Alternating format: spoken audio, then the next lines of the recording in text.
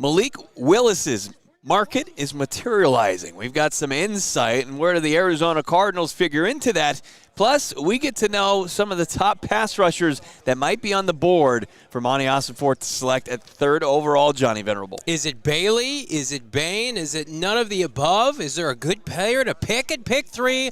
We're going to give you the very latest from Tony, Pauline, Mike Garafolo, and more. It's PHNX Cardinals live from Radio Row.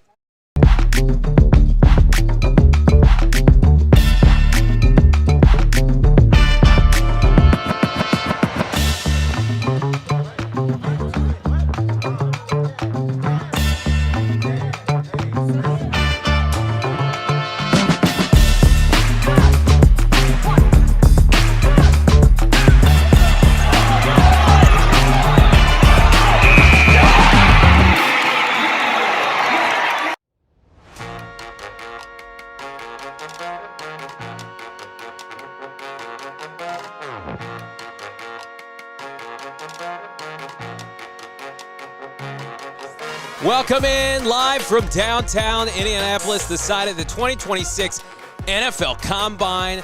It's the PHNX Cardinals podcast on the road. Your number one premier Arizona Cardinal podcast. Like and subscribe. I'm Johnny Venerable. He's my co-host, Bo Brack. No man behind the Mac. Shane Diefenbach in the house. A slew of guests on deck for one of our most loaded shows of the new year. Bo Brack, how we living, 20 degrees and all? Oh, man. Well, we're living as well as we can, given the state of the temperature right now. But we love this is our second city, Indianapolis, and you're our second family out there watching.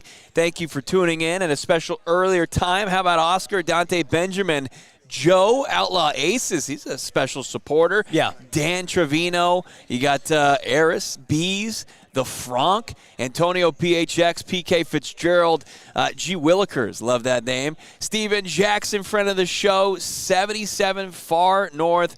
So many great people. Thank you for tuning in to this episode that, of course, is brought to you by our friends over at Bet365. Download the Bet365 app today. And when you do that, use the promo code PHNX365 because you deposit 10, you bet 5, you get $200 in bonus bets, win or lose. Hit that like button. Yesterday we did get to 300 likes, which means you, the audience, got to select my dinner at St. Elmo's Steakhouse, which I'd be remiss if I didn't say, as my peers have not brought this up today, 2 consecutive years, crush the steak for your boy. We just started the show. But hit that like. Did you want me to open it up in the teas, Noah? Didn't finish the green beans? No, I was picking at them, and the nice waiter took it away, and I'm not going to argue that. God, I knew Noah was going to just undersell another elite performance from your boy. Do you have any comments on it, Bo? Well, yeah, I mean, he also declined dessert. He was quick to decline it for the table. Yeah, got to watch those sweets, bro. Yeah, so, I'm proud of him. Yeah, look at this. As always, to clean his plate. It's so hard for them to admit. No, it's not. Yeah, I'm proud of you. Didn't clean the plate, though. Green beans. Come on. I ate 2 appetizers. Lobster bisque, shrimp. I mean, like, how much do you want me to eat? It's at the end of the day, it's a cute bit. The bit is dead, and you can tell my peers here at PHNX Sports, like, they're struggling to move forward. I'm ready to move forward. I just thought, it's interesting nobody brought it up today. That's all. Yeah, I just like you right from the jump. We just open the show. We welcome the audience. We give the title sponsor, and then you're like, hey, nobody's talking about this. Yeah. And it's just, are you a little insecure about it? I feel like you're the one that doesn't want this to go away. No. You like the attention. I like quarterbacks. Let's talk about quarterback play. I like quarterback and quarterback plays. Hit that like button. We're live here in Indianapolis on Radio Row. And here's what I'll say. We got a lot of news. We got a lot of things to break down. We talked a lot on and off camera about the status of this quarterback situation for the Arizona Cardinals. We ran into Monti Ossenfort today. Talked to him. We ran into Mike LaFleur earlier today. We talked to them. The pressure's on. They know it. Monti Ossenfort knows it. And I think the biggest thing that we've continued to champion here as we segue, Bo, is this is not going to be a tank season.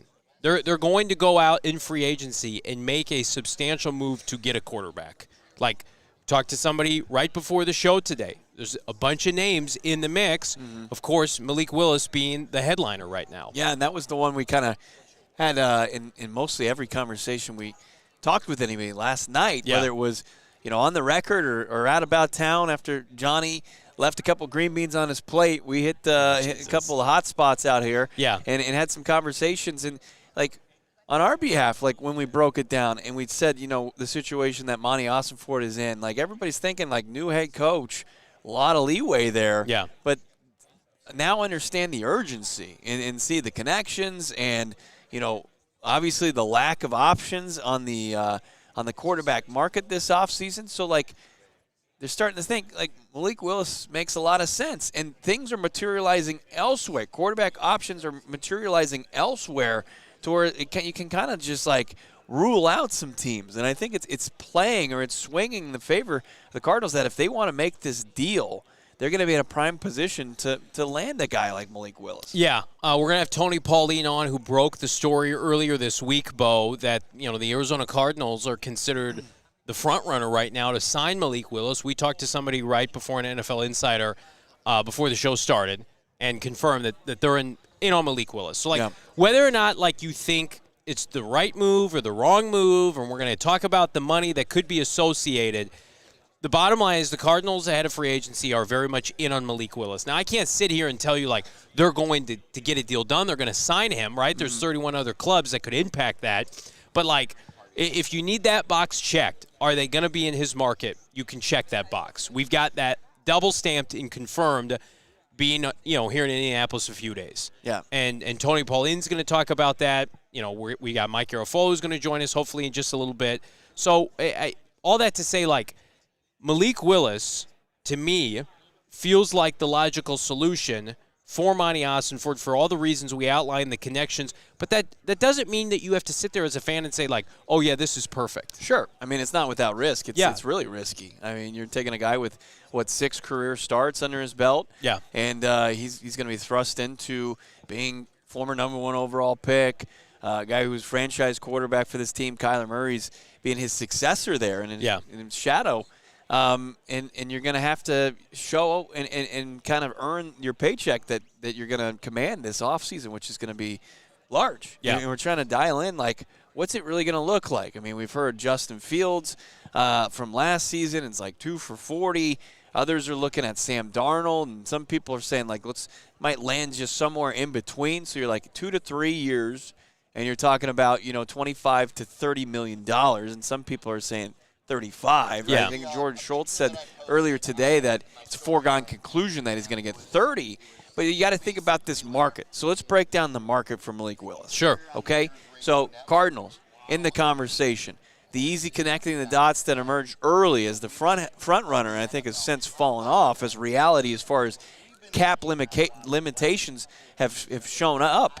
The Miami Dolphins, okay?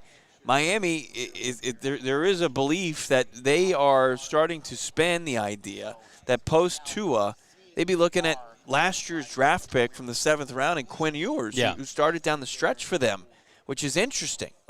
Right. He's cheap, he's controllable, and I think everybody understands the writing on the wall as far as, what the Dolphins and what their assignment is going into 2026. They're stripping it down. They're very much, and I put in my article, GoPHNX.com yesterday, they're very much in a similar camp as the Cardinals in 2023. Now, they're not tanking, but they're pivoting, right? And Quinn Ewers very much represents their Colt McCoy, their Joshua Dobbs. Hey, we like this guy. Let's see if he can get us through a season. The Cardinals don't have that luxury. I hear that a lot. Well, hey, Jacoby Brissett's going to get us through the season. No. Fair or not, and Michael Bidwill outlined it in every presser he's had this offseason. He expects results, wins, good football. Well, okay, if that's the case then you're going to have to really roll the dice and bank on yourself being right. Now, this is what we're also prepared to tell you is, the Tyson Bagent speculation is real in the sense that the Cardinals are one of many teams connected to a potential trade. And listen, it's not my favorite outcome for this offseason, but I do like it in the sense, Bo, that you don't have to put all your eggs in the Malik Willis basket and paint yourself into a corner. Because I do think it's fair to question, if the Cardinals go all in on Malik Willis, like, who are they bidding against, right? Right. Like, we think Miami is probably out. You know, we're going to talk to Tony Pauline. He mentions the Browns, when in reality, like, they've got cap situations to deal with. They're losing their whole offensive line. You know, we haven't heard Atlanta or Minnesota tied to Malik, so it's just like, okay, put some irons in the fire, at least to show Malik's agent, who, by the way, it feels like was feeding that to Jordan Schultz earlier today with $30 million, that, hey, guys, we have options here. Right. We may like Malik a lot, but we're not going to let you dictate another contract that we would come to regret after cutting Kyler Murray. Well, and especially if these quarterback-needy teams find other options. Right? I mean, when we're talking about Bajan, like, the Cardinals are one of many teams that have inquired. Yeah. And you've got Atlanta, who also has ties. Ian Cunningham was the assistant general manager under Ryan Poles, who's now the GM of the Atlanta Falcons. And it's like, what does he want to bring him with him? Right. You know, Bajan was talked so glowingly yesterday by Ryan Poles and Ben Johnson, and they view him as one of the top 32 quarterbacks in this league. Yeah. And want to provide him that opportunity. So it's like, would Cunningham be willing to part ways with the draft capital necessary to get that done? We heard maybe it's not as high of a pick as you originally thought, even though the Bears are going to have to find, you know, what they're going to do as far as their backup quarterback for Caleb Williams is going forward. Yeah. But so it's like, okay, Atlanta's got options. Miami's kind of dealing with the harsh reality that they probably have to start maybe a seventh rounder next season in Ewers. You've got who else are we looking at? Like, I think Minnesota Kirk is Cousins. the most desirable situation. Yeah. They're going to go from somewhere of like Kirk Cousins to Derek Carr to who else could be in that conversation. I don't know if they don't have the wiggle room for Malik Willis. No. And then, like, you start to look at, like, you mentioned Cleveland, like, there are other options elsewhere. So who's going to drive that price up for Malik Willis, you know, upwards of like $35 million? Who's going to create a bidding war to where he's going to command this foregone conclusion, according to Schultz, where it's going to be 30 to 35? Deshaun Watson right now has a cap hit of $80 million. Okay. If he's a post-June 1st cut, okay, it's that's not an option. Pre-June 1st, it's like $131 million of dead money. Mm-hmm. So, like, you're going to have Deshaun Watson and Malik Willis on the roster. Are you out of your mind? And Shador. Right. Like, that's not – I don't believe that that's what's happening. I believe that the Browns are probably going to either take a quarterback to add to that group. They also have Dylan Gabriel on the roster. Like, what a disaster. Like, right. the Cardinals are cutting Kyler Murray. Jacoby Brissett was a product of Drew Petzing. Like, Mike LaFleur has a clean slate if he wants it, right? Even if they want to pay Malik Willis $25 million. Right. They have a clean slate. The Browns do not have a clean slate, right? And then, like, we talked to somebody earlier today, and the Minnesota Vikings want a traditional, conventional quarterback, right? Like, John Middlecoff, who you're going to see that interview tomorrow, does not believe it for a second. He'd be shocked if Kyler Murray ended up in Minnesota. And, like, the options you just mentioned, a Carr, a Cousins, feels much more likely. We heard last night Kirk Cousins is probably going to let the market come to him. So, I mean, I guess, like, there's always sleeper teams, and I'm not sitting here saying Malik Willis is going to solve everything. But, like, do I think the Cardinals, based on what we've heard, number one, are in the mix for Malik Willis, and he's there to be had for them? I do. Yeah. Right? But, you know, if they fall in love with Tyson Bagent after some impressive preseason highlights, like, to each their own. By the way, we heard that the Bagent package, if they do make a deal for him, is not a premium pick. Right. It's maybe a fifth or a fourth that could turn into a third with playing time. Right. You know, the Cardinals aren't going to give up, we've heard, a premium day 2 pick for Tyson Bagent. So if that's the case, like, is it worth it for the Bears? I don't know. This whole thing right now, you're having people kind of lie to your face a little bit. Not the people we talk to, but it's like it's a bluffing game. Sure. And like, options are materializing. Right. They're coming out of nowhere, and it's like, do you want to give up the draft capital for Bagent? Do you want to give up, like, if is it leverage against Malik Willis? Right. You know, to keep that number down. It's like, we want Willis, but we don't want to, commit to this huge contract based on that fact that he hasn't shown a lot, doesn't have a long resume. Even as a third-round pick from a couple of years ago.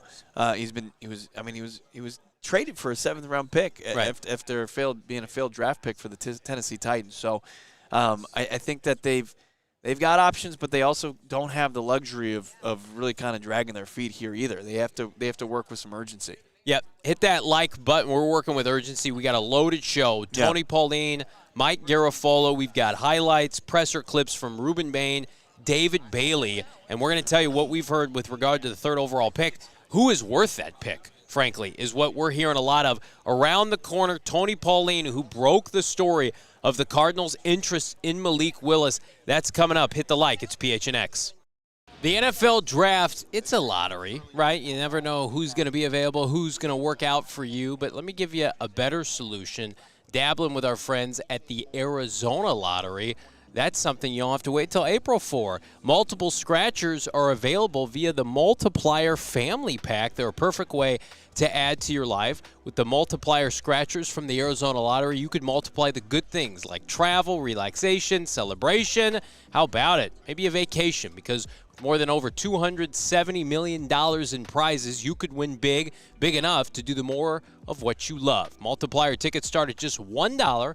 Single dollar, and have prizes up to $5 million. You can also dabble with the triple themed games. Triple the games, triple the fun. And again, Arizona Lottery, you can access over 3,500 retailers across the state. Play wherever, whatever you'd like back in our home state of Arizona when we're not freezing or took us off here in the Midwest. Play the Triple Red Sevens Fast Play as a progressive jackpot starting at $30,000. Again, find all the tickets one of the retailers near you, including our friends at Circle K. Bet big, win big with the Arizona Lottery. Quick heads up for our friends, the Valley natives who've tried Pure Edibles. You already know this isn't your typical gummy brand, and I'll say this up front. We've known Ryan Pure Edibles, the owner there, since the early days, and we met him, fellow Cardinals fan, on the road to New Orleans. Man, we were all different people back then, right? Sad.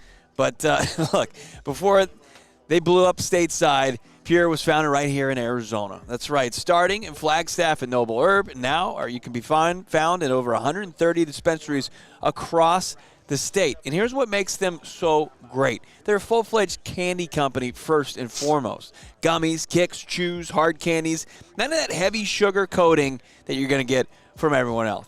But then also the FX are listed on every 10, so you know what to expect when you are taking and digesting a Pure Edible. Sleep support, you can find that. CBN, CBG, CBD, and marijuana derived from THC. Gummies are designed to be split, so it's easy to dial in that exact dose. And what makes it even more AZ is their collaboration that's going on with Mother Road. It's fantastic. I mean, you take Mother Road, it's just unbelievable Arizona brewery up there in Flagstaff. They dropped the Tower Station IPA all in one. Check it out right now, capturing that crisp, citrus, piney hop flavor that you get from Mother Road's Tower Station, and it's right there with a smooth THC twist. Man, that sounds great.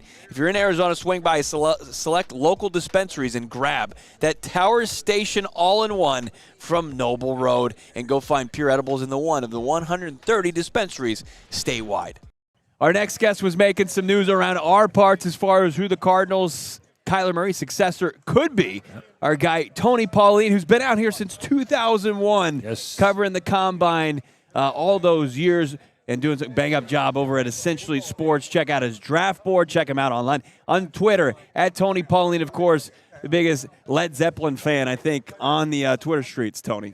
You know, it's funny. You say Zeppelin has a great song called 10 Years Gone. Sure. This is 25 years gone for me because I've been to every Combine since 2001, except I think they didn't have one in 2021 because of COVID, if I'm correct.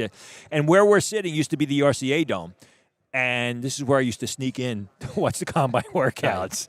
But, you know, the league has changed it because they want a 12-month season. And, you know, it's what it is today, what we see now. We're going to get into Malik Willis. We're going to get into Kyler Murray. I just want to get your overall assessment of this draft class because it does feel like it is lacking those premier players at premium positions. The best couple players in this draft might play safety and running back. The fact is this is, you know, the media loves to see a lot of quarterbacks at the top of the draft, as we did a couple of years ago with Caleb Williams and Jaden Daniels and Drake May. They love those flashy players like the Abdul Carter. NFL teams want left tackles, defensive tackles, and cornerbacks. There's no true first-round left tackle in this draft. your first cornerback may be taken after 10 months or Delane by default. The top cornerback, Jeremiah McCoy, didn't play last year.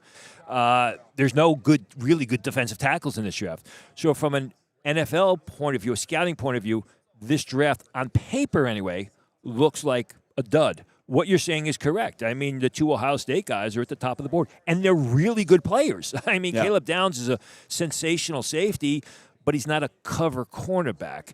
Avril Weiss, I happen to like him. He's not Abdul Carter from a year ago. I think he can develop into a real good pass rusher, but, off-ball linebacker has been devalued in the draft. Maybe we'll see. I mean, you look at what Carson Schlesinger did last year as the top pick of the second round. What a phenomenal year he had. It's a strong position. Maybe teams start to look at it earlier in the draft. After a 3-14 season, the consolation prize is that high draft pick, but third overall in your quarterback needy team, it's just it doesn't match up, right? Unfortunately for Monti Ossenfort, who I'm sure Gannon's gone, but Ossenfort still has the 15-36 record that stains himself. I mean, where does he go in this draft with it not having a whole lot of options, especially at premium positions that he kind of leans into? The thing is, if you draft for need and you pass up best player available, you come to regret it 2 or 3 years down the road, because everyone's saying, well, we took XYZ when we should have taken ABC. So especially, with a team that's got a lot of needs, you can't go wrong going best player available within reason. Obviously, if you have a really good running back on the roster and the best player available is a running back, well, you're going to look in a different direction. But that's how you build winning teams. You take best player available, and you get a coach that can tailor his system around the talent that is available. One position that's not going to be available, you would assume at pick 3, is quarterback. Yep. The Cardinals are, we're told, Tony, just a couple weeks away from eventually cutting Kyler Murray, given his contract. Right. They're not able to trade him, but they are moving on. Are they moving on to Malik Willis? You reported earlier this week that the Cardinals, it's kind of the consensus behind the scenes that they are the front runner. And then you start looking at the ties. Matt and Mike LaFleur, Nathaniel Hackett, Monti Ossenfort was there in Tennessee. What's the latest on Malik Willis? I'll leave those ties to you. But what happened is the conversation actually centered on Malik Willis going to the Miami Dolphins, who were also expected to cut ties with a very early round pick into a Tagovailoa. And in speaking with people, they said Miami is not going to be able to afford Malik Willis. It looks like the Arizona Cardinals. Now, this is a dynamic situation. So, what we're reporting, what we're talking about here, the end of February, you still have a couple of weeks before free agency. I think what will happen is, what kind of contracts are Malik Willis is he going to be offered? There's talk out there about $30 or $40 million a year, which kind of seems laughable. He's probably going to get in the range of about $20 million a year, or at least that's what he's valued at by NFL teams. But if a team comes up with $28, $30 million a year for Malik Willis, you're at the point of diminishing returns. Yeah, you need a quarterback, but you can't break the bank for a guy that's only played a couple of good games. I mean, it's not like Malik Willis had a storied career, lived up to expectations from the day he was drafted out of Liberty. He's played well in spots in Green Bay. What are you willing to give up as far as dollars and contract for a guy like that? Right. I think that's the major debate that everybody's kind of going through it, because there's the demand outweighs the supply by a lot. Listen, the Combine is about the NFL draft, and we've seen the past 25 years quarterbacks continually being overdrafted. Kyler Murray being one of them. Kenny Pickens being another one. Guys going much earlier than their draft grade would warrant because they're quarterbacks. It's going to be an interesting situation of free agency with the guys that are available, because there's really one quarterback in this draft at the top, Fernando Mendoza, and then it's the crapshoot after that. But there are so many teams, like you said, the demand outstrips the supply. Who would be a contender or competition for the Cardinals to sign Malik Willis? If we're hearing more and more about Quinn Ewers emerging from Miami, they're going to strip it down. Right. Whereas the Cardinals, you've got Monti Ossenfort, Tony, that has won 15 games in 3 years. The heat is on. Right. They need, as well it should be. Right. They need results. Right. But could you see a Pittsburgh, a Minnesota, and Atlanta coming in and saying, hey, Malik, come here, we'll give you X, Y, and Z? Cleveland. Cleveland? The word is Cleveland's going to be in on him. They have they also like maybe Ty Simpson, although that's a ways off. You're going to have to make a decision on Malik Willis before the draft, before you have a chance to draft Ty Simpson. I think definitely Cleveland. Jets are going to need a quarterback. I think they will be in the running for that, although they seem right now to like the two kids that came out of Stanford, Tanner McKee and Davis, the quarterback for Houston. Mm-hmm. I think right now, from what I'm hearing, keep an eye on the Cleveland Browns as far as, being in there for Malik Willis. Really interesting stuff as far as that's concerned. Along kind of what you were hearing around league circles, obviously Cardinals aren't going to be in contention for Kyler Murray. Right. But if they just wear this cap hit and they just outright release him, he comes at a pretty fair price at that point. Is there anybody that's shown interest from who you've talked to? Not really. I mean, it's going to be for a late round pick. You still think they could trade him? It's going to be difficult, but again, at the quarterback position, the demand outstrips the supply. So, if the team's willing to take on salary, teams willing, and the Cardinals are open to receiving a late-round pick, there's always that possibility. I also think with Kirk Cousins entering the market, it kind of muddies the water because Kirk Cousins has made a lot of money as a backup, but he's still, a good guy, sort of like a bridge quarterback. I mean, all these guys we're talking about are bridge quarterbacks. Is Kyler Murray going to lead your franchise in the future? I mean, for some teams, they may feel the answer is yes. Do you feel like, because we heard Ryan Poles talk about it the other day, and of course Ben Johnson, is there a realistic market where a team would trade for Tyson Bagent? Possibly, because, first of all, I think the Bears would like to hold on to Tyson Bagent. I mean, there was talk in the beginning of the season that if Caleb Williams stubbed his toe, they wouldn't think twice about putting Tyson Bagent in. So I think it's a situation where if the offer is great enough, possibly, but I know the Bears really, especially Ben Johnson specifically, likes Bagent a lot and would like to keep him on there. If nothing else, to be a set of eyes on the sidelines for Caleb Williams. Yeah. Back to this draft real quick, 3rd overall. You kind of alluded to it, but feels like Bain is a real good option for the Cardinals at Miami. Is it Maui Noah, if he's going to stay at his right tackle position with Paris Johnson Jr., is it just way too early to take somebody, one of the two tackles that early at 3, or David Bailey? I mean, how do you see it? How can you whittle it down to maybe 3 prospects that they can take there? My own personal opinion is it's way too early. 3 is way too early for either Maui Oga or Fano. Okay. Number 2, when I was at the Shrine Bowl, if you followed me, I wrote that people in the league said number 3 is way too early for an offensive tackle. What I heard just earlier, basically before I came on here, is that people think it's going to be a very defensive-heavy draft in the early selections, because the defensive players are going to be the ones that are higher rated. And people want to now look at that blueprint set up by the Seattle Seahawks, where it was a monster defense, which usually wins games. Everybody likes to put the ball in the air. So I think with the Cardinals, they have to look at it, are we going to take the best player available, which will be a defensive player? But they've also invested so much early draft capital and pass rushers and defensive front 7 players. Are they going to throw? And what that does is 3, 4, 5 years down the line, you have salary cap decisions that you have to make with these former first-round picks.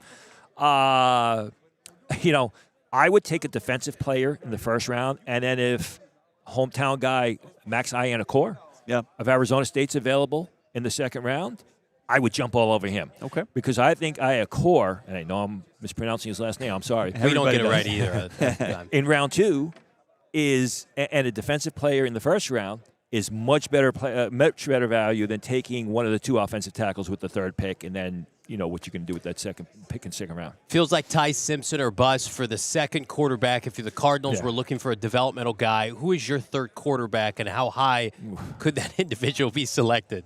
Well, the names now, I got to look at it. My 3rd quarterback. Throw some names out at me. I mean, Carson Beck, No. Drew Aller. No. What's the kid out of LSU? Yeah, Nussmeier, no arm. Nussmeier is – Simpson made the best decision by stating he's going to throw here. Yes. Nussmeier's got to show a lot throwing here. He's got to show he's got an arm. He can get the ball downfield. So when they do those deep outs, Nussmeier's got to show that he can get the ball downfield with speed, and the receivers are not slowing up in their routes. If he doesn't, he's going to be a day 3 pick. I don't think. Well, the other kid from a developmental point of view, if you're looking in late 3rd round, early 4th round, is the South Dakota State kid. Yeah. Who first-year starter, played incredibly well, really showed a lot of ability at the Senior Bowl. But he's a developmental guy. Don't expect him to start anytime soon in his rookie career unless it's late in the year and the Cardinals are playing for another top 10 pick. Let's see what we have with him. Got a mock draft coming out post-combine. His draft board right now available for you at Century Sports. Make sure you're following along. Tony Pauline, thank you so much, my man. Thanks for having me. Tremendous Thanks, insight. Tony. Hopefully we're not talking about the Cardinals in another early pick year from now. I think it's very possible. Good stuff from Tony Pauline, Yeah. who reported, and it's been run with now, Cardinals' interest in Malik Willis. He brought up the Browns. I'm skeptical of that just based on their cap situation. And also, at the end of the day, it's like Malik Willis, hopefully pick a landing spot that's in his best interest. Sure. And this is the funny dynamic of this whole thing, Bo, that I think does not get enough credit, is Malik Willis has the ear and vice versa of Matt LaFleur. Matt LaFleur basically rehabilitated Malik Willis. I think that's a fair statement. Sure. And the Packers can't afford to keep him. He's not going to start there, but got fond memories of his time with Matt. Hey, they had an infrastructure. Who do you think Matt's going to recommend? If Matt believes Malik Willis can win games for a franchise, and you're Mike LaFleur, it's your offensive coordinator has been recommended by your brother. Your quarterback coach has been recommended by your brother. Mm-hmm. Why wouldn't your quarterback be recommended by your brother? I just think this whole thing, I love Kyle Odegaard. I saw him on Twitter. Basically, he's phrasing it kind of that Monti Ossenfort is going rogue here, and it could sabotage Mike LaFleur of signing Malik Willis. I would think if they sign Malik Willis, Mike LaFleur will be one of his biggest advocates. Sure, no doubt about it. I just feel like that's an easy conclusion to draw. Right. I mean, would he like to set his sights higher? No doubt about it. No, but those options 100%. don't exist. Those don't exist. You have to take a gamble here. You have to take a risk, because if you just stay with the status quo, I think we know what the ceiling is on that, right? I mean, we know what the basement is. Yeah. We absolutely know what the basement is. We've been there many times. It's 1 win in 12 starts. But, can you set up a better more infrastructure for Jacoby Brissett as far as, a better offensive line and run game and all those things. But where's you hit a ceiling, I think, there, because we know what Jacoby Brissett definitively is. Yeah. He's quarterback 2 in this league. He's the quintessential quarterback 2. He's one that I think all 32 franchises would take. That's why you need to roll the dice as far as whether it's Malik Willis, Tyson Bagent, these guys that have upside that haven't proven you definitively what they are. Right. People can try to assume what they are. They saw what Malik Willis was coming out of Liberty and not ready for the NFL level and played sparingly behind Jordan Love and saying, I like this, I don't like that. And, but can you give him the keys to an offense, and can you give him this, robust contract? I understand the skepticism. I understand, the hesitation there. But when you're in this situation right now where you are taking this, you're doing this high wire act as far as moving off of your quarterback in Kyler Murray, and also having to undertake all this money, your options are limited this offseason. Yeah. But you can't just punt on it completely, because if you are, it's not you just trying to Hail Mary save your job. Right. It's trying to put this organization in a position to where it's not continuously bottoming out. And 4 of the last 5 seasons? 5 of the last 6? Yeah. And I'm going to say something that I would hope is not unpopular with this fan base, but I think it needs to be said.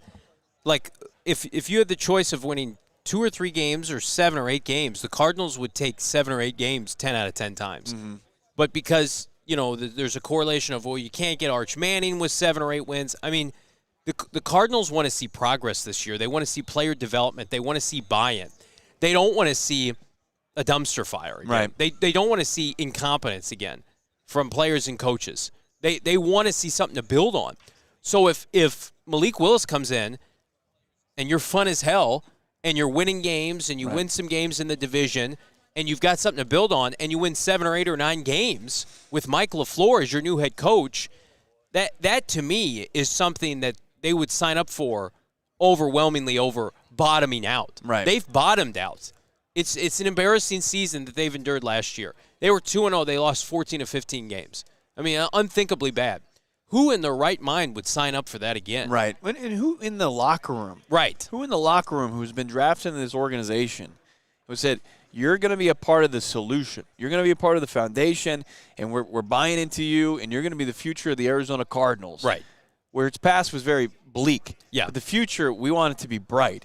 But then you pivot right back. It's like, not yet. Right. Not yet. You've endured a lot of losing in the first 3 seasons. Here's a 4th, and probably with that is a 5th. Yep. And it's just like, it's not, even the highest contracts aren't going to get these guys to stick around. You think Trey McBride's going to want to continue on his career not playing winning football? Right. You know, racking up stats in games that are already out of hand. Like, he's already done that through his first 4 seasons. Yep. To me, it's not an easy decision of like who to pick and what the maneuverability is, but it's an easy decision like try to win games or try to suck. Right. Like I don't want to sign up for the latter here. Hit that like button. We got hopefully Mike Garafolo is going to join us live on set when he returns. He's over at Lucas Oil Stadium. He wants to come hang out here with us. We appreciate that and get the very latest on Malik Willis. And if the Cardinals or anybody else is going to pay him $30 million, Tony very much in the camp of $20 to $25 million. I think most Cardinal fans would sign up for that if they're pro Malik Willis. Like, hey, $40 million, $50 million. I just think I would caution with a lot of people. And I like Jordan Schultz. We've had him on the show before. But just the agents doing their work right now. And that's what good agents do. But I at the end of the day, like, do I think teams like Malik Willis? I do. I don't think there's going to be some bidding war for Malik Willis. I think there's going to be teams that are serious, 1 to 3, and then teams that maybe you use as leverage. And I think there's just a lot of leverage being had right now. How much do you cap it at, though?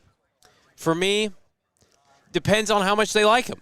If Matt's telling Mike, you can win, you can be a winning team next year with Malik Willis. I mean, I think probably $30 million. $30 million. You cap it there. Yeah, and is that where you'd cap it? Yeah, and then it's like if it goes beyond that, and there's too much guaranteed money, especially like going in the second year of this. Yeah. Or they want a 4-year deal. I think that's where you start to say, okay, well, we might need to explore all options. I don't think it's as much as like you should be the team that's going to be in big time position, driver's seat to get this done. Right. But don't go like number one, like don't negotiate against yourself. Right. And don't drive this thing up and just saddle yourself with another tough contract. You just got out of the Kyler Murray deal. I don't want to say don't make another mistake, but don't be quick to do something similar. Right. The benefit of the Darnold, the Baker deals of years prior is they got paid nothing. Right. That original Darnold deal, Minnesota was nothing. The Daniel Jones deal was nothing. Like, I think, again, those players had played more, and teams are a little bit more wise to this now, but I just keep coming back to the LaFleur brother connection and how significant that could be, and I think is right now. And I think, like, the Tyson Bagent thing, TBD, but it's a nice leverage option for the Cardinals to have. Mm-hmm. They could end up trading for him, and we'll see. I can't tell you. I've crammed a lot of his content or a lot of his preseason action. But if that's something that you go back to Malik's camp and say, like, hey, we got something else going on, mm-hmm. we're going to pivot and go throw a pick here, maybe that $30 million becomes $25 million, becomes $23 million. Right. So, again, I don't know. You can leverage Kirk Cousins. You can do a lot of different things. But there ain't no way Miami's coming in close to that number. No chance. Or especially with Cleveland. Where they are organization. How is Cleveland going to come up with that money? Cleveland, like Miami, I think are in the negative. Their whole entire offensive line is hitting free agency. Mm-hmm. Like, Munkin can say whatever he wants. Like, I think they're much more likely to bring in, like, another journeyman making minimal money. Like, sure, they can go out and sign another veteran, but not the number one free agent making $25, $30 million. No chance for that. They have to sign an offensive line. Dylan Gabriel, Shedeur Sanders, and Deshaun Watson are under contract right now. Deshaun Watson, it just takes up so much of that. $80 million. It's unreal. And then they're paying $40 million a year to Myles Garrett, too. We have heard overwhelmingly that Miami is going to go the Quinn Ewers route, that they want to go cheap. And I think Garafolo, if and when he joins us, is going to echo that. And then it just becomes like, okay, if you're Malik's camp, you need other teams involved. Right. In order to get that number all the way up. The way up. Like the Justin Fields deal, what was it, $20 million a year for 2 years? I think you're going to have to pay maybe a little bit of inflation on that, which I'm comfortable doing. Right. But, again, we'll see what happens. Let's talk a little NFL draft. Well, real quick, momentum really kind of going in Pittsburgh to Rodgers coming back. We heard that last night significantly. Yeah. That Aaron Rodgers. Well, their GM today, he was either today or yesterday saying, like, that door remains open. Yeah. I mean, you saw Schefter do like a little speculatory about could he go to Minnesota, that he wanted to go to Minnesota. I just think if you're the Minnesota Vikings, it's like Rodgers at 42 with J.J. McCarthy. It's like so close to like the Favre, angle. If you're Rodgers, you just won the division with Pittsburgh, right? Like I don't know what you're going to go to a more difficult division in the NFC North. Like the AFC North. Say what you want about it, it's down. The Bengals are the Bengals. The Browns are the Browns. The Ravens have a new head coach. It's like go in there and try to win that division again. But yeah, to your point, overwhelmingly, it sounds like Rodgers will play again and will play for the Pittsburgh Steelers. Mike McCarthy. So just, I think, a worse version of what they had with Tomlin last year. Yeah. But that remains to be seen. All right. So people have been asking our thoughts on Reuben Bane and David Bailey. We got up this morning, a little bit later. Thankfully, their presser availability was 11 a.m. Indy time. And Shane Diefenbach was here early setting up. Shout out to him. We didn't have to do that.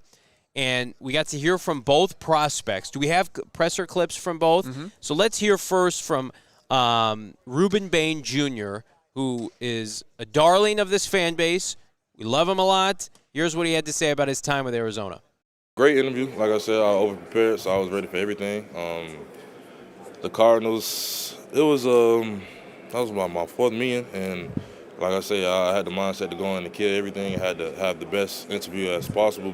I wanted to leave that interview knowing that I was the best interview they had this whole week. And I feel like that was the mindset I left, and that was the impression I left because I felt like they was cheesing ear to ear every time I said something, so I had to be doing something right.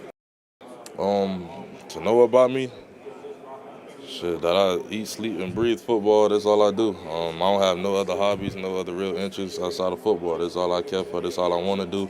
And the Bengals, like I said, was great. I was going in with the right mindset to kill all interviews. I prepared myself the right way throughout these last 3 to 4 weeks, and I had the right mindset to just go in and give my best foot forward, and that's what I did. So you got to love the mindset. He's so enduring. His play is so good. And yet, what have we heard about Reuben Bane since we've been here, Bo? There's kind of a sense that he could fall down the draft boards a little bit. Obviously the production there from Miami is where you want it to be, but the measurements probably going to come in and they're not going to be in his favor. And which is disappointing. Heavily not in his favor. Like it's become a bit of a punchline as far as his arm length. Okay. But what's projected as far as Bane and his arms is like it's going to be, was it under 31? Yeah. Around 31. And you want him to be where? 33? Like 34. Like 33 to 34. Right. Like Abdul Carter. He's a couple inches short as far as the arm length. Which is a concern. Should be. And again, like, who'd you say he reminds you of? He reminds me of James Harrison. Yeah, he does. I know that's not a good name on this show, what he did to this team. But, if he's anywhere close to a James Harrison, he was an undrafted guy, and it was made himself just a tight end of the NFL and a Super Bowl hero. It's Reuben Bane he says all the right things. The fact that he had the Arizona Cardinals, giddy or whatever he said, smiling ear to ear, like that's fantastic. Like he's checking a lot of boxes. So like, if you were to pressure me and you say, okay, the Cardinals come away with Reuben Bane in this draft, despite him having, whatever his arm length comes out to be, 31 and a half, it's under 32 or whatever, I can talk myself into it. Right. Because of the production. Right. Because of the tape. And the person. Right, and the person. Okay, so we've heard that he might slip. What about David Bailey? Here's David Bailey, the pass rusher standout from Texas Tech. Yeah, I have been with the Arizona Cardinals, also originally great meeting. And just to go top 3, I mean, similar to what somebody else said, like top 2, top 3, top 10, first 2 rounds, it doesn't really matter, man. Like, this is just a super cool opportunity. I mean, looking back, I don't know if I ever thought I would be here, so I'm just super blessed. He's an impressive prospect, right? I think, he looks like he was built in the lab to be a pass rusher, more your traditional, coming off the edge linebacker, right? Mm-hmm. He's built like Josh Sweat a little bit. Yeah. Graduated from Stanford in 3 seasons, and then of course started at Texas Tech this past season for a bag, right, for the Red Raiders. And I think he knows what it's already like to be a pro. Can he do it consistently? Does he have more than just that fastball? Yeah. Right? Can he be a do it all outside linebacker that Nick Rawlis wants in his defense? Can he drop in the coverage? Can he be a bully in the run game? Plus, can he be that guy that comes and throwing 100, getting after the quarterback, pinning his ears back? Like, that's the one thing he can do, but can he do the other stuff? As a Bane stan, here's what I'll say about David Bailey. I love that he's working out this week. Yes. And Reuben Bane, for whatever reason, is not. David Bailey's doing everything but the short shuttle. He's running the 40. He's going to be out there with his defensive end peers, just like Jeremiyah Love, to show what a freak show he is. Yeah. So it was a knock on some other guys. He's going out there and he's competing. Yeah, if you're low on his stock, right, it'll probably rise inevitably by the end of the week. And I think people we've talked to, the closer we get to this, he is the consensus top edge rusher, at least right now. Now you've got Vel Reese, who we don't have clips of because we were asleep, that he met with off-ball linebackers 8 in the morning. Yeah. And we're like, well, we don't need to get up for off-ball linebackers. And the people we talked to are pretty consistent with the fact that if he were to play off edge rusher, it would take time. And I just, regardless of what you think of him as a football player, just can't afford to take a player like that, 3rd overall. We've had people tell us consistently that his best position is off-ball linebacker, not edge rusher. Yeah, he's going to have to develop into a guy that's going to get after the quarterback. So all that being said, like, he's not a premium position player. Right. So as it stands right now. So, okay, we've just gone through it all. The 2 edge rushers we thought they were in on, they have met with. They have met with Vel Reese, he's being referred to now. He's asking people to call him Vel Reese. Mm-hmm. The 2 tackles, the more we hear about, are good players. They're not in any, specific order worth the 3rd overall pick, according to people. But it's like, well, then who is worth the 3rd overall pick? Because it's like, okay, you want to lean in on premium position. Oh, I don't know. In years prior, he would go here and he would go here. Okay, so then should you take a Caleb Downs or a Jeremiyah Love? Well, you can't do that. So it's like, Bo, we're sitting here right now. Who is the pick for this team? Yeah, and also what can also be really figured out for you is what the Jets are going to do just to pick ahead of you. Yeah. I mean, we can Sharpie and Fernando Mendoza at 1. Jordan Reed told us, like, the dinosaurs coming back or have a better chance than Mendoza not going 1-1. Right. And then you've got, what are the Jets going to do as a wild card at 2? Where their roster is it's a blank canvas, really, especially on the defensive side of the football. And if they want to try to just take the BPA, there's a belief that they would go Caleb Downs, but do they lean into the premium position part of this? Could they take somebody like a David Bailey, and then that kind of makes your choice for the Cardinals? You're looking at Bane, or you're looking at these 2 tackles. So I'm going to throw a curveball at you because I don't think Caleb Downs impacts the game as much as Jeremiyah Love. I think Jeremiyah Love with 30 touches a game, scoring touchdowns in an offensive league, gifting him to Mike LaFleur, I think that makes a bigger impact than giving Nick Rallis another safety, albeit a standout safety. Mm-hmm. I mean, will we reach a point, and we got to watch Jeremiyah work out this week, where Jeremiyah Love would ever enter the equation for the Cardinals? Do you think we'll ever get to that point during draft season? If they get the offensive line, locked in free agency? Yeah. Like, if you go out and you spend a lot of money on the tackle, and, of course, the quarterback, figure it out. Yeah. But if it's like, hey, this is – and they don't sign a running back. Right. I think that'd be the biggest tell for me. If James Conner's cut, yeah, they get a right tackle. Yeah. And they're talking up, I mean, you got 4/5 of your offensive line that you feel semi-comfortable with, right? Right. You got a right tackle filled in, no longer a Jonah Williams issue, liability. You got Paris Johnson Jr. Yep. At the very least, a fifth-year option, and then working towards an extension. Yep. And then you've got Isaiah Adams, who played a lot better down the stretch, and then Yelda Froholt, who's old Steady Eddie at the center position. Right. And then you got to figure out left guard. Can you do that day 2 in the draft? Day 3, or can you do that with David Edwards? It's really going to be if that's just locked in or close to it, and you're a back away, then you can have the conversation. Still, I mean, I'm so anti-running back in round 1. I don't know. But in this draft, though, do you feel like that it's a special circumstance? If he exits this week, like when you're talking about the non-premium guys, and you're like, okay, here are your options. You get it's Downs or Love, Downs, Reese, or Love, right? Yeah.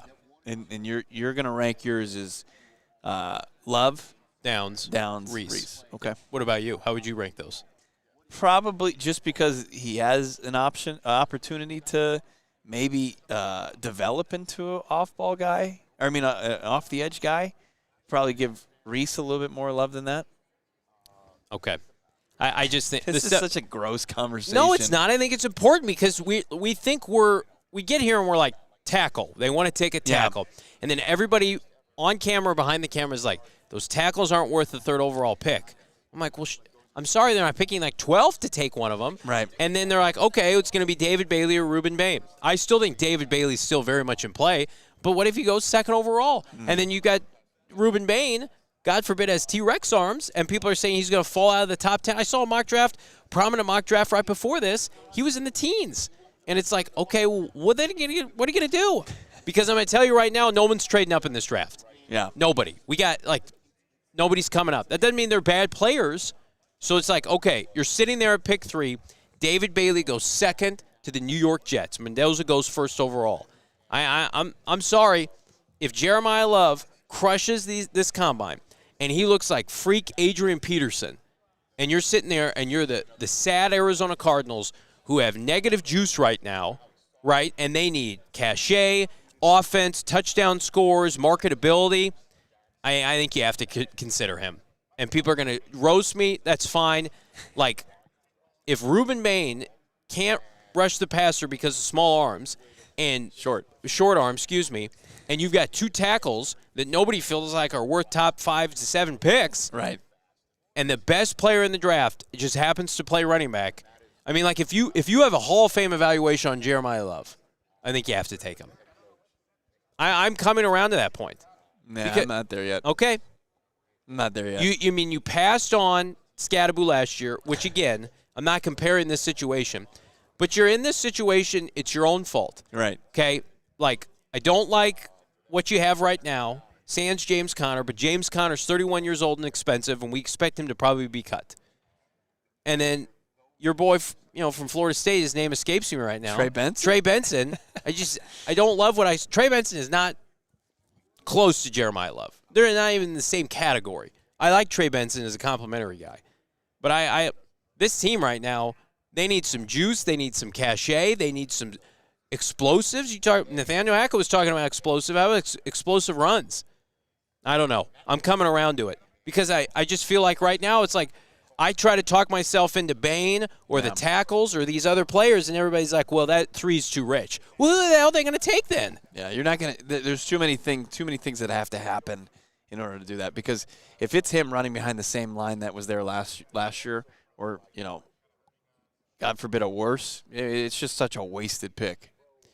I don't disagree. But I think the run schemes are going to be much more sophisticated with Mike than they were with Drew.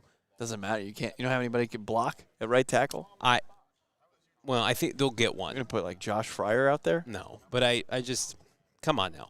If you feel like he's generational, and I mean, I read something yesterday. He saw the most stacked boxes in college football, and he still averaged 6 yards per clip. He's a freak show. When he didn't have a stacked box, you know what his yards per carry was? 9. It's pretty good. 9 yards per carry, and they're playing Miami. They're playing great teams. So, again, is he my first choice? No, but like, I if I'm sitting here in April and they pick have him in your top 5? Yes, 100%. I think right now we're entering that equation. Now, How high do you have him? You sick. Like for the Cardinals, Yeah. maybe top 3. They got no juice at that. I want you guys to position let right now. that marinate a little bit. Maybe top 3. All I've We've been lost told, Johnny. All I've been told since I've been here is you can't take those other guys. Okay, then who the F can we take then? Who can we take? Let's continue this conversation because plus I think we're going to catch up with Mike Garafolo here in just a bit here during this hour. But continue this, Johnny. We need to have a. I'm having a meltdown. That continues after this here on PHNX Cardinals. Love all of our partners, including our friends at Bet365, the official sports betting partner here of PHNX Cardinals, PHNX Sports. And again, we're out of season, okay? That doesn't mean there's not a robust amount of things to wager on with our friends at Bet365. How about the NHL early payout offer?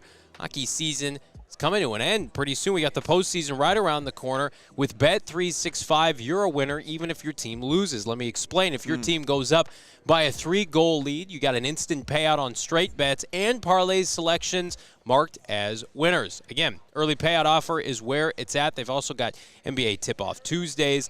Whatever the moment, it's never ordinary. How about this? Ahead of MLB regular season, dabble on some spring training games. Same thing, if your team goes up by 5 runs, you get that instant payout offer. Sense a theme here. A lot of early payouts with Bet365.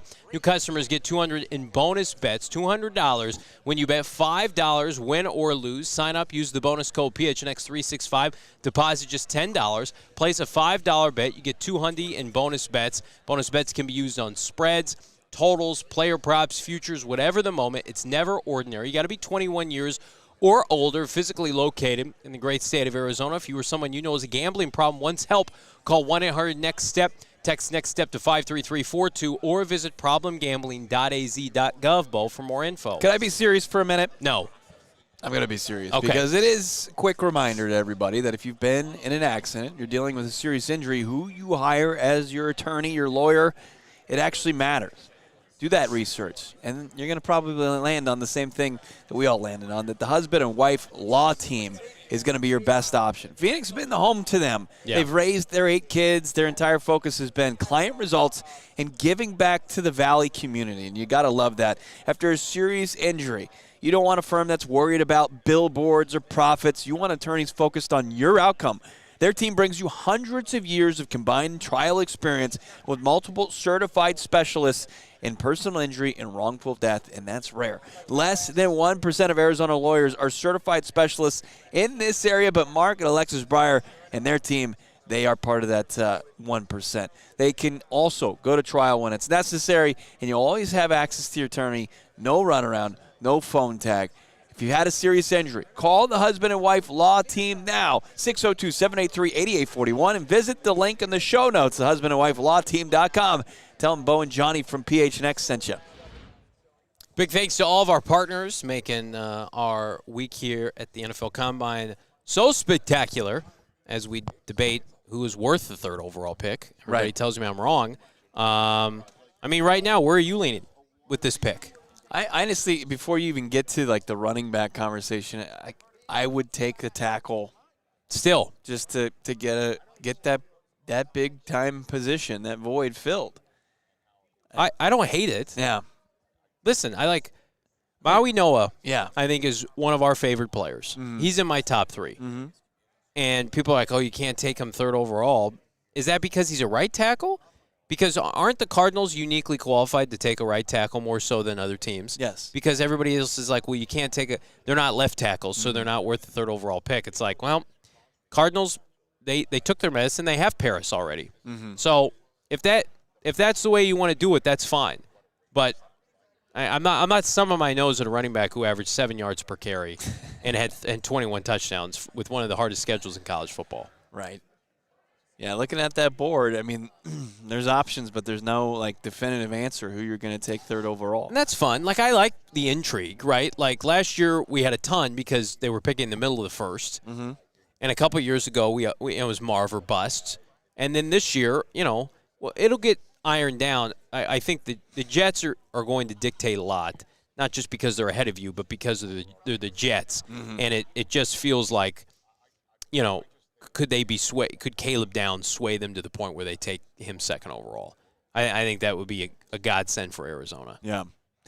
Yeah. I mean, can the edges, can they make their case? Headway. Can they continue to do that the rest of the way through this draft process? I mean, that's so important. That makes your job easier. That makes, like, what Daniel Jeremiyah was talking about. Yeah.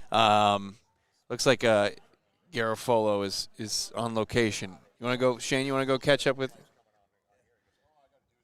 Shane's going to go grab Mike. So let's rip some super chats while we're waiting for Mike, Noah Man. Garafolo joining us momentarily here. All right. We got Terrence Tidbits, 199. If Bane is available, take him. He's a dog. He is a dog, and I hate that, like, he's a great player, and we get here, and then people are like, well, you can't take him because his arms are short, and that's not going to translate. Why did he dominate NFL talent all year at the collegiate level? We try to do this thing where try to have our cake and eat it too. And here's what I'm going to tell everybody. In 2023, we sat here, and Bo and I were flabbergasted because we were all in on Will Anderson. And then we had people tell us that the Cardinals didn't like him, and people weren't sure his game was going to translate. And Will Anderson was a much higher touted prospect than Reuben Bain, but this feels very similar. And they thought, oh, Will Anderson is a nice player, but is he ever going to be like a dominant defensive player? Remember, they were like 8 to 10 sacks a year, and he's proven that he's one of the best defensive players in the NFL. So, like, let's not do the same thing here where we're nitpicking measurements and how guys are going to translate. I would rather miss on a guy that had elite college tape and miss because of measurables than take. I've seen this franchise go measurables over tape and football acumen, and most of the time those guys bust hard. So I don't know. I'm still a huge Reuben Bain fan, but we can only take this We can only take this information at face value. Let's keep things going here, Noah, man. Got Schaff in here. At this point, who is your favorite pick at 3? I mean, Mo mentioned Maui Noah. Yeah. I mean, like, let's see Maui Noah run around this week. I mean, he is a violent player at right tackle, and he dominated at the highest level. I mean, like, Maui Noah comes in here, even if he never makes a Pro Bowl. Right. You just feel like, okay, we're not going to get embarrassed on the right side. I mean, his size, how he performed during the college football playoff. Yeah. Going against good edge rushers. I just, how he performed against Ole Miss, shouldn't that be enough? I mean, I know you're not maximizing the third overall pick with that, but you're filling a gigantic need. And I know, like, you should never just draft solely based on need. Yeah. Like Pauline was, I don't know if he said it to us on air or if he said it to us off air, where it's just like you're going to regret it a couple years down the road if you don't select BPA there. But I mean, when nobody's like standing out, or the only guys that are standing out is a safety. Yeah. I mean, that to me is almost more dangerous than overdrafting somebody. Yeah, I don't think this is, with all due respect to Caleb Downs. The Caleb Downs would have to be a Hall of Famer for me to regret passing on him. And I think it's a lot of this is going to be circumstantial. Let's keep things going here, Noah. Last but not least, we have Terrence Tidbits, $4.99. Yeah. I could see Cleveland or Washington moving up in the top 10. Someone is going to make a move come draft day. I mean, you would love to see it, but I just right now the consensus is there's going to be minimal movement because people do not want to part ways with premium resources that could hamper their ability to get a quarterback in 2027. Now, if you don't need a quarterback, that's one thing. But I do think that for the Arizona Cardinals specifically, if you think that there's going to be another Will Anderson Jr. package, it's just not in the cards this year. No, it's not. It doesn't exist. It does not. The man, the myth, the legend, Mike Garafolo is about to sit down, but I'd be remiss if I didn't mention our Die Hard deal going on right now. You want to become a Die Hard, you can do it for the low, low price of $36. Get that full access to the website, gophnx.com. Also, you can access the exclusive member Discord where we're just chumming it up there. We're giving you the insight, the ins and outs of Indianapolis. You're seeing Johnny put on just an absolute display at St. Elmo's last night. I mean, I didn't think the guy was going to stop eating at all. I mean, it was just so impressive. You want all that access for the low price of $36? Do it now. Go phnx.com/diehard. Also, you can do that. You get that free T-shirt. Pretty unbelievable. So get in now while the getting's good. We got our guy Mike Garafolo joining us live here on set, Radio Row in the NFL Combine. Mike, how are we doing? Thanks for joining us. Doing great. We're caught on something down here. That's why we're trying to figure that out. Don't mess up that suit. Nah, suit will be fine. Everybody be fine. Welcome. My 5th coffee of the day. Nice. Caffeine up here in Indianapolis. Did I miss a handshake? No. Oh, we shook hands before you came on. Okay. He's rude. I didn't want it to be a Josh Harris moment. Remember that? Or Yeah, the opposite I do of remember when that. He wasn't shaking his hand. Yeah. He did reach for it. We need some clarity. It's great that you're here because we've been here for 2 days. I'm supposed to provide it? Yes. Okay. and we're told nobody's worth picking at 3rd overall. And this team. So just passed. Remember the Vikings passed one year. Yeah. Right? And then Malik Willis is going to get $40 million. So we need to be talked 40. off a ledge here. Let's start with quarterback. The Malik Willis situation, I just feel like it's agent-driven, changing by the day.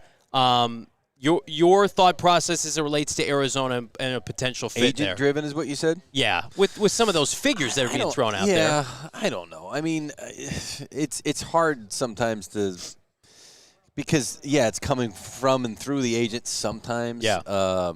But a lot of times I don't rely upon the information I'm getting here unless it's not coming from the agent. Okay. If that makes any sense. And I don't. Here's the problem I have with the numbers. I don't think teams are talking numbers right now. And it's agents that have high-profile free agents who said, I talked to one earlier today. It was just like, I'm not giving them numbers. They kept asking me for numbers. I'm not giving. I said, it only does you a disservice. It only doesn't help you at this point. Right. I have agents who say I'm not taking meetings because the meetings here have gotten less specific over the years. There was it used to be that free agency was right after the combine. Right. And I'll give you a perfect example. The Albert Hainsworth deal got done literally in the middle of St. Elmo's with everybody watching. Dan Snyder was sitting with the agent, okay, and for everybody to see, wanted them to see. Yeah. Right. And then 5 days later, they signed him. Now, other teams made a run. The Giants made a run. I think the Patriots maybe made a run. Somebody else did. But he wound up signing with the guy that he was having dinner with in front of everybody. But that doesn't happen anymore. There's too much of a gap there. You can't show your hand this early because everybody else is going to know what's up, give them time to adjust, and then all of a sudden. So it's not quite what it used to be here. So when you start to see this stuff about $30 million and $40, there are guesses. There are educated guesses. There are also guesses that are wrong to the low side. There are guesses that are wrong to the high side. So I don't really get too locked in with the numbers yet. This time next week, I'll feel differently about it, though. Well, when you look at it as far as just trying to maybe pit players with openings, right, as far as the quarterbacks goes, who's going to even drive that price up? I mean, you're talking about Miami is one of the potential suitors for Malik Willis, but, I mean, how cap-strapped they are, I don't even think they can get it up that high. I think that Mac Jones would be more likely for Miami than Malik Willis because he'd come at a lower price. Right. It'd be a trade. And now for him, he probably would want a contract to go along with it. Yeah. Or says, you know what? I'm going to win the job. I'm going to play well, and then I'm going to get the big number next year. It's up to him at that point what he wants to do or how he wants to handle it, and that'd be part of the conversations. Would you rather go somewhere, be a starting quarterback, maybe for a team that's not going to be that good, or hang in San Francisco and say, and listen, a lot of it's not up to him if it is a trade, but you could stall that one by saying, I'm not coming unless we got a new contract, otherwise don't even expect me to show up, something like that. You can play these kinds of things as a player and as an agent. But economically on the books, that makes more sense to me for what Miami wants to do. The problem is San Francisco's going to want a lot of compensation draft-wise for that. So, yeah, I don't know that there are going to be a lot of teams in this, and I think this is one where you could see, hey, it's going to be 30, 40 million, and it doesn't wind up getting there because you guys diagnosed it correctly here. We shall see. Do you think Malik is an option for the Cardinals? I do. Yeah, I do. And I think it'd be more one that they'd prefer to be more economical than some of the numbers that we're talking about because of what they're going to have to take on the chin when it comes to Kyler Murray. So when you start to, if you can get it in the 20s, it's 25. Let's throw a number out there. Let's say it's 25. Plus what you're committing to Kyler to get rid of him, average it out, and you go, it's not great. Right. But it's for not, 1 year. But it's not bad in terms of what other teams are spending for, $60 million for Dak. Yeah, you're getting Dak along with it. But you can at least say, well, it's within the budget of an NFL team at the quarterback position. Well, you told us a couple weeks ago, they're not putting all their eggs in the Malik Willis basket. Often, I'm sure Seattle didn't do this, even though they felt like Sam Darnold is a good chance of it. You've got a group of guys, right? So in order, if you feel like you don't have any leverage or like the price is too high for Malik Willis, there's rumblings that the Arizona Cardinals are tied to some trade targets as far as quarterbacks go. Most recently, Tyson Bagent from the Bears. His coach, his GM were speaking so glowingly of him yesterday and even said, hey, we love Tyson, but at the same time, this is a guy that we want to see get this opportunity. Yeah. I mean, what would he potentially command with them kind of gassing him up like they did? Draft pick compensation-wise, I find it hard to believe. I mean, he has had starting experience, but it's not like you saw it like Malik, right, and said, "Oh, wow, this is the So and they love him as a backup. By the way, I'm not talking him down at all. Great guy. Right. Yep. Yes, not talking him down at all. But the reason they did that deal was to sort of get in front of it and get themselves a little bit more time with him. Yeah. Obviously, if you can turn that into, it's a. I said this it's on Philly radio, All City Network. Yeah. With Cuz out there. Cuz. Yeah. When we were not getting into a screaming match with each other. That was so good. Yeah, which everybody, that afterward I was like, what are you, what's screaming? What's how we talk? It's good content. I was his producer for 4 or 5 years. Yeah. Wow. Yeah, back in Philly. That's how I started. Now, my brother-in-law is his second cousin. Oh, okay. His Gargano, last name. But he didn't know that. So I started, and he goes, who are you? And I was like, actually, I got some connections. So there was no nepotism, brother-in-lawing, none of that. Right. But once he found, then I was under his wing. So, anyway. Oh, Jalen Hurts. We were talking about that. To this day, and nobody's ever said this, I am convinced that the plan was Jalen Hurts, second-round pick, play a little bit, packages, preseason, this kind of thing, and flip him for a 1. Mm-hmm. So anytime you can turn your backup quarterback into collateral, basically, and draft pick compensation, that's a great thing. So if it gets to that point for the Bears, and they're going to have conversations. I have no doubt they'll have at least a conversation, probably already had it, about a feeler, what's it going to take, that kind of stuff. You get into the mid-round pick scenario, in my mind, that's a no-brainer. Right. Then you do that deal. Right. I just don't know the teams are going to go that high. We'll see. And the Cardinals are trying to be creative. And, listen, there's no perfect solution out there for them. Mm-hmm. We both agree, probably going to have to cut Kyler Murray here. You don't think they're going to get a pick for him at this point. To take on all that, what they're trying to get rid of, and the compensation on top of that. I mean, there's ways to be creative about it, and maybe they do, and maybe it's like we take a little bit and we get something back for it. But if you're Kyler, why are you facilitating any of that stuff? So I think in the end they wind up cutting him, and then he gets a chance to control. And knowing his agent and what he's been, I can't imagine he goes, I'm going to do you guys any favors. Right. Especially because the agent repped Cliff Kingsbury, who was then let go. So he's got a lot They're still paying him. Yeah. That's unbelievable. So how many head coaches they paying now? 3? I mean, I'm sure some 1, of 2, it 3, offset, right? Yeah. But it's Gannon had one more year. I'm sure he got a pretty good deal with the Packers to be their DC. Yeah. I know sometimes I've heard those conversations that guy will get a big title. Yeah. And the number will be low, and the previous team will be like, what the hell? Come on, guy. With that title, that's all you're paying him? Right. Let's get. So they almost because they understand that's going to be us with somebody else soon, that kind of thing. So they sort of negotiate that way, and it all comes out in the wash. Yeah. Are you surprised Cliff's not a play caller this year in the NFL? Yeah, I am. Yeah. What's his title? Assistant head coach? No, he's offensive coordinator, but I think with the assistant head coach, right? Yeah. No, he's not offensive coordinator, right? He's assistant head coach, Shieldhouse. That's right. Yeah. Yeah, you're right. I'm only surprised because there was interest from Baltimore. There was interest from the Giants. There was interest from who else did he interview with? I'm blanking. But Tennessee, there was maybe? Yeah. Tennessee. Yeah, he interviewed in Tennessee, right? Yeah, he did. Yes. And a lot of it's how it would have fallen if Daboll goes to, let's say, Philly, right? Which was never going to happen over Tennessee. But if Daboll goes to Philly, now all of a sudden that's a different scenario potentially there. So had it fallen differently, would have. But there's this notion of he gets figured out, and it just runs its course in places. I don't know if that's necessarily fair, at least in Washington, because it sounds like there were other factors at play. It sounds like there were other factors from above in play in Washington. Let's talk about this high wire act that Monti Ossenfort has to pull off, right? We talk about Gannon. He exits. He was 15-36. Yeah. Monty's still there. He still has that on his resume. What type of urgency does he have this offseason, especially where like the quarterback market's not great? Like, how much urgency should he have to kind of try to turn this around or flip the arrow in the right direction? Well,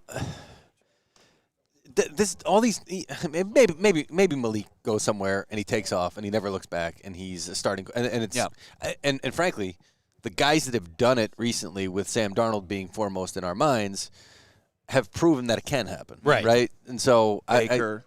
Baker.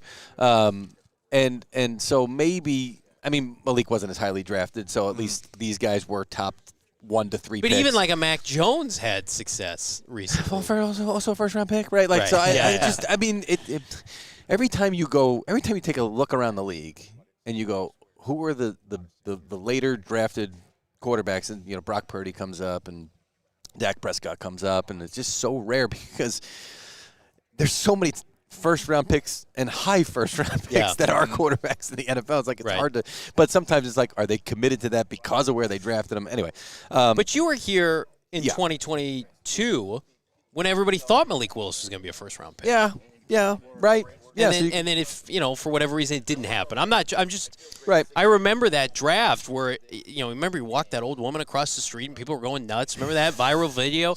And people are like, yeah, this guy's going to go first overall. Who was the guy that was like giving money to a homeless guy here one time? Oh, I don't remember was that. It him? It might have been. It was here at the Combine. Yeah. And there was somebody shooting it from inside the convention center. Yeah. You see like or he gave him some food or something like that. Yeah. It may have been Malik. Double check me on that. Okay.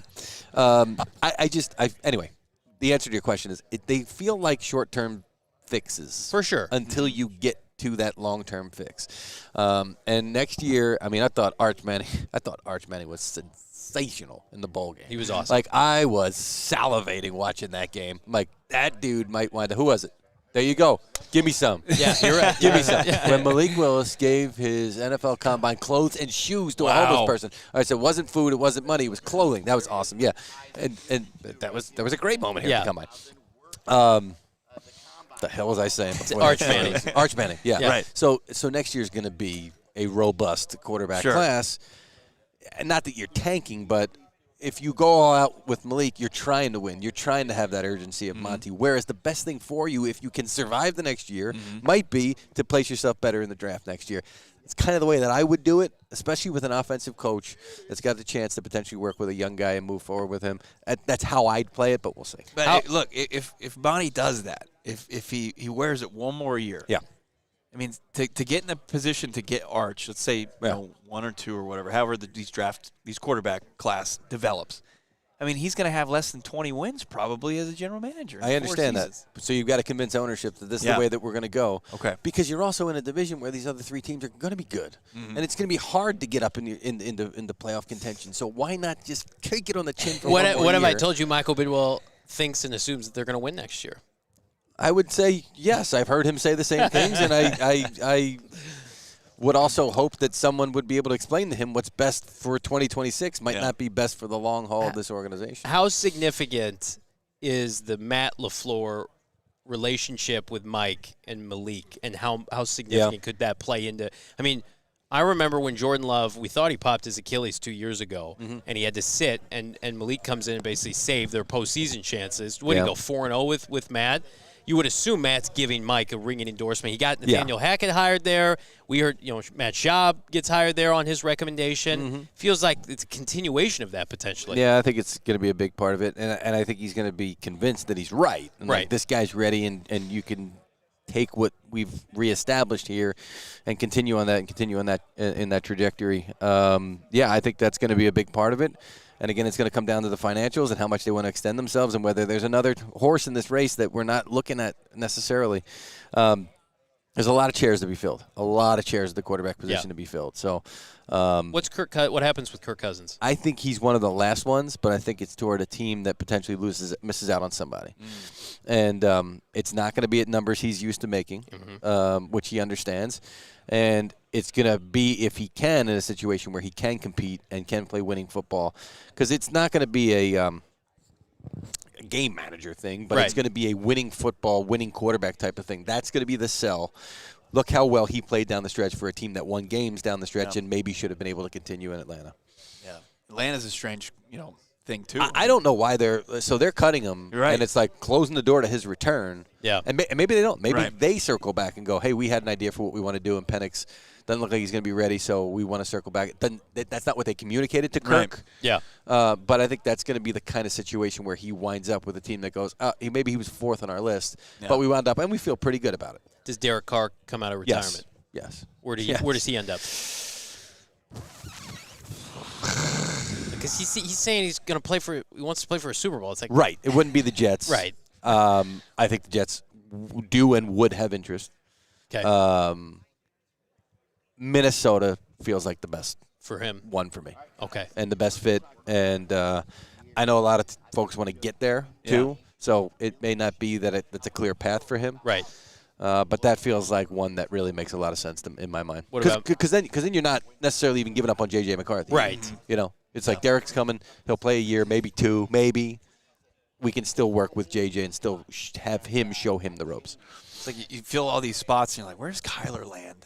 Where does he go? And it's going to be like Russ when he goes to the Steelers, and it's like, what, $1.5 million? It's chump change. Yeah. And it could wind up being as a premium backup spot, right? I know it's kind of crazy. That is nuts. But that may be better for him than I think so. Miami. Or, like Indy, like as DJ comes back? As a backup, you're saying. Yeah. KC maybe. A lot of places. A lot of places that you could wind up as a backup quarterback and be fine. And maybe, I don't know. Thinking of some crazy ones that I don't even want to say out loud. But, it's just he'll have options. Yeah. He will. The question is, do you want to go in a situation where you're going to not be successful and then you further bury yourself? Right. So we'll see. Unbelievable stuff. Mike Garafolo, check out his work all week. How long are you here till? Monday, Tuesday next week? No. You're not here grinding? No, I'm leaving Friday. I'm out of here. Do you still do the St. Elmo's? Do you do the whole circuit here?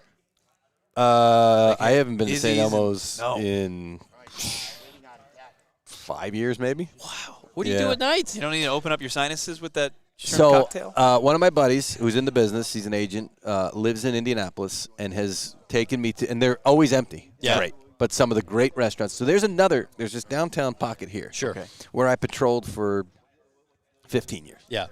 And then he's like, why are we going? There's plenty of other places. Let's go.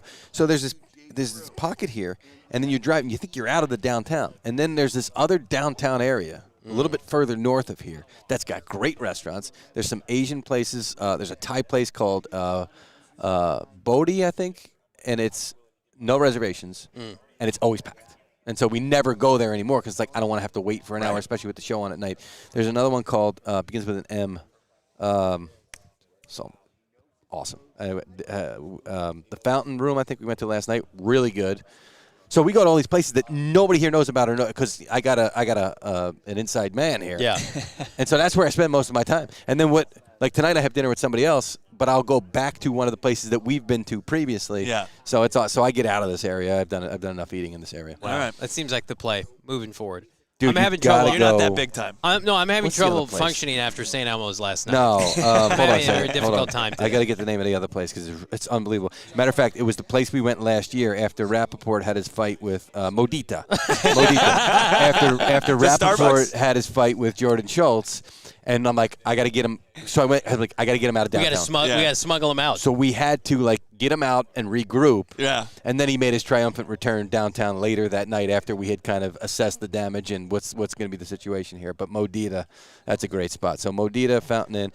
We got to stop saying this though. Schrager went on Instagram today, and he's like, forget the bars. The best place to see people in Indianapolis is breakfast at Cafe Patachou. And I'm like, dude, shut up. Shut up. Because now people, like, growing up and maturing at the Combine is realizing you don't have to stay out till 2 a.m. Right. You can get a good night's sleep and see the same people, or different people, but the same group of it, at 7 a.m. right. Smart.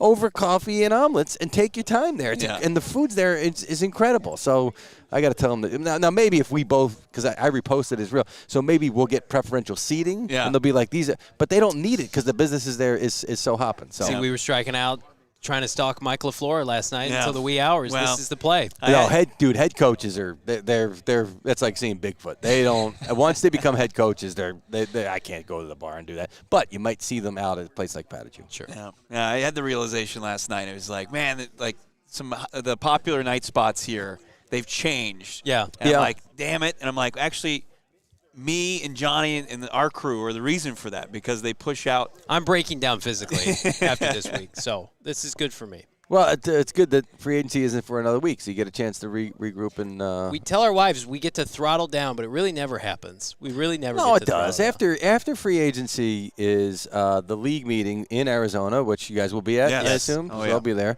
And that's more of a chill, casual event. But that's the end of the news cycle. Yeah. Because once you get into the draft, you're not like there's stuff to report on when it's trades or whatever. Right. But everybody knows that we don't really know when it comes to the draft. So Right. there's no pressure to be right. Right. You just provide like, hey, and I gave you guys as many Cardinals visits last year as I Yeah. possibly Yeah. could. And Yeah. sometimes those lead you to the guys that are interested in. And sometimes they're bringing them in because they got questions and they don't like the answers and they're not interested in Right. them after all said and done. But, that's the kind of stuff you report on. So that's chill. Weather warms up in Jersey. You can play a little golf. So that's really the sweet spot for me once we get to April. Fast forward to next fall. Who's this team's starting quarterback? Then we're gonna let you go. Because I think we asked you 2 or 3 weeks ago, and you said pass. Can I still pass? Okay. We'll give him one more pass. Yeah, Okay. I think that's fair. We'll give him one he more just gave pass. us a wealth of information We're giving one more pass. and a great restaurant rec. He did. Well, am I doing one more before the start of the league year? Oh yeah. I think so. So then I can make my final like, okay, I've That's thought a about tease. it. I've ruminated on it. I've talked to other people. Now I feel good about Unbelievable blank. stuff. Yeah. It's Are we Mike going to be able G. to talk to you during tampering? I mean, that's such a busy time for you. No, there's a week before that. Yeah. Okay. So When is next that? week, Next week. Yeah. next week is before the legal negotiating window. The tampering because it's window. not tampering if it's legal. Right. So So Mike G will be on the show next week with his official prediction of who's Yeah. going to lead this franchise fall of 2026.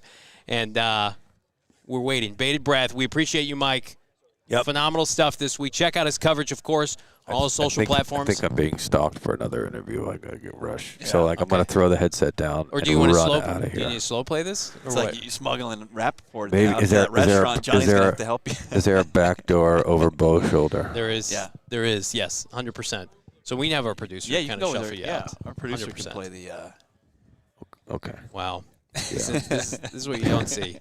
Behind the scenes. Man, you can All right, say we you got can a show to do. I really did that, man. I don't even need. That's my excuse. I gotta go. You got the insiders tonight, right? Got the insiders. All right, can't wait. We're going to be watching. We're always watching the insiders. Mike Garafolo. I had a guy. Unbelievable. I had an agent. I gotta stop. See, No, you did. I had an agent. It's like I don't watch your show because I already know everything you guys say. I'm like, oh, thanks. That's really makes me feel great because like you know so much about the business that you know everything about every team at every moment. Get lost. I'm talking to you. All right, I gotta go. Bye. See you, Mike. Mike Garafolo. Our NFL Insider. Unbelievable stuff. Check him out, of course, on our channel and then on ALLCITY. That's right. PHLY with Kaz Gargano. It's We won't yell at Mike where he got his humble, like one of his Gargano humble will, though. beginnings. It's unbelievable. Yes. Very good stuff. And we'll check back in with Mike next week. We'll check in with your Super Chats now. Had a flurry of Super Chats, of course, during Mike's hit. Noah, man, let's keep it going. We got Ben here, $4.99. Johnny, I agree with you. Love would be one of those picks that would be bad in the moment, but would age well. Can't remember the last first round running back bust. Like this franchise is already taking heat. Like I think it would be fun in the moment, and I think it would be fun on Sundays. I mean, like, what kind of position does it translate that quickly? And you know, we're sitting here talking about like tanking the season. It's just like, sorry, I'm trying to have a little fun watching my Cardinals. Leonard Fournette, was that a hit? Yeah, you're right. That was a bust for sure. When else? Playoff Lenny. I mean, I think Ashton Genty is a huge bust. I told you last year. I think that was a disaster pick. Undersized back from Boise, and I just didn't think his skill set would translate. Jeremiyah Love is a freak. Yeah. And there were questions about Leonard Fournette, like work ethic. Like Jeremiyah Love. Well, Fournette had like a 4.5 or 4.6 40. Too. Yeah. I mean, Jeremiyah Love. I mean, like, if he checks every box for you, I don't know. I don't know what we're doing. If we're trying to build a good football team here. Tank for Manning, $5. Thank you, Mr. Garafolo. I've been preaching the same about one Arch Manning. Would Arch Manning come and play for Michael Bidwill? Yes, I think he would. You think so? Yeah, I think at that point, they'll be 1 year from the facility. Okay. Right? And, there's no AFC, NFC thing with the Manning brothers from before. I don't think that power play happens again. Okay.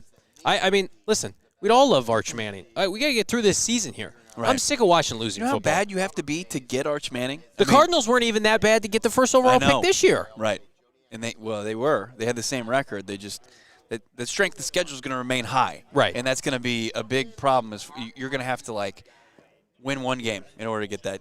Monti Ossenfort would have, if he's 16 and 30 and 50 whatever.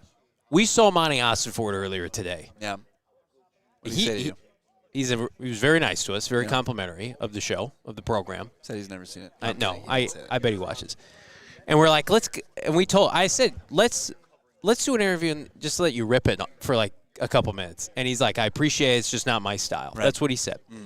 But he looks like a guy that looks like he knows he's got to hit it out of the park this offseason. He did not get the sense, chatting with him, that he's like, yeah, we're just going to mail it in this year. Like, they're going to cut Kyler Murray, and they're going to turn around and get another quarterback. And I think it'll be Malik Willis. Yeah. We also caught up with Michael LaFleur today, and he accused Noah of being maybe a stalker. We went aggressive with the Chippewa attire, and suddenly the hat seems a little effed up, Noah. Yeah, it's okay. He's seen you around. He's noticed you, and he's like, it's you.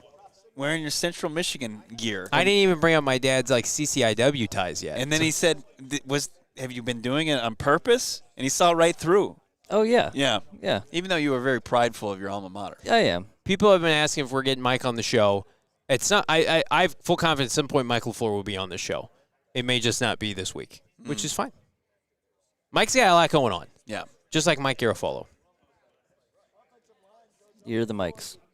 Dune Buggy 420 back-to-back $20 super chats with just support. I love that. Love that. If you have a question, Shane doesn't like when I do. Drop it in there.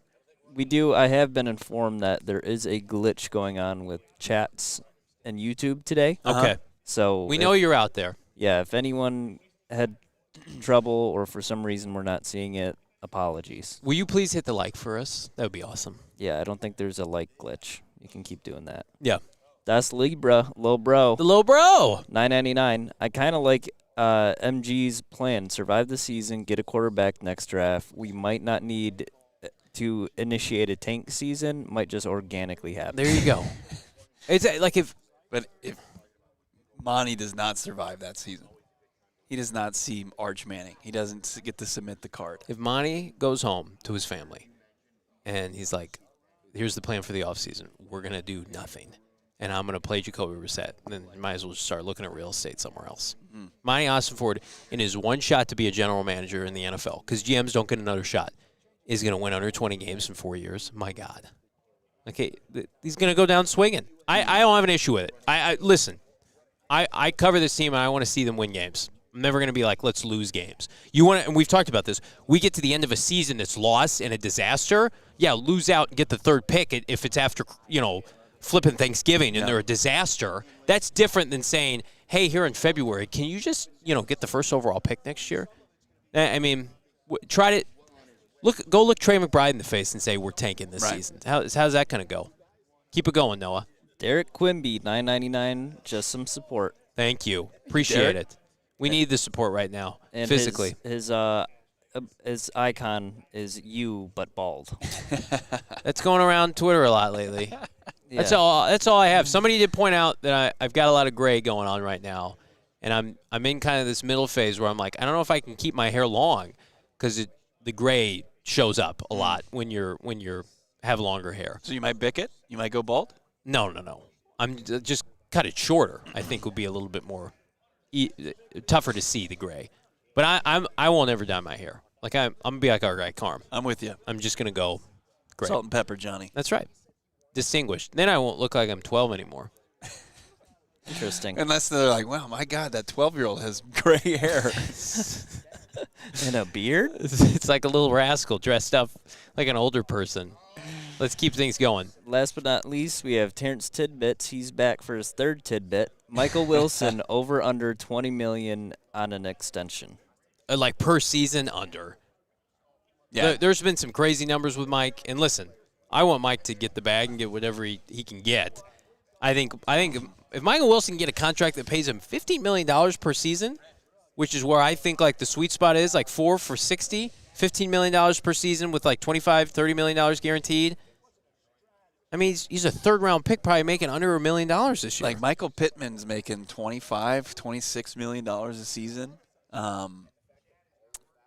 Christian Kirk a couple years ago. Oh my God, that was a making disaster. $18 million a season. So if you just, push that out, inflation. I mean, that's a $20 million deal. Listen, it's not my money to spend. I love Mike. Get whatever you want.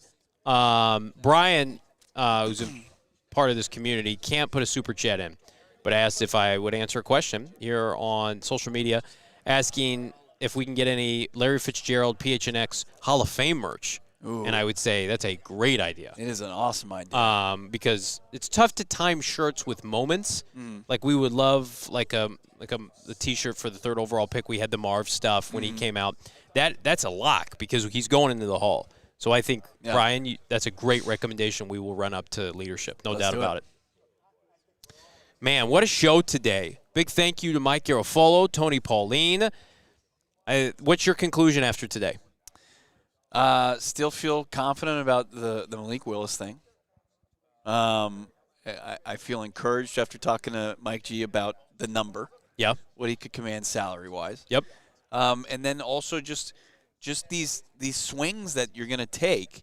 I'm not under the impression that any of them are going to set you back. 100%. And that's when you have a hot-seated general manager, that's what you wanted to avoid. But I don't see anything that's going to really kind of follow if Monti Ossenfort is shown the door. That's just going to linger as far as bad deals and really kind of large contracts that are going to set up potentially another GM for failure. Yeah.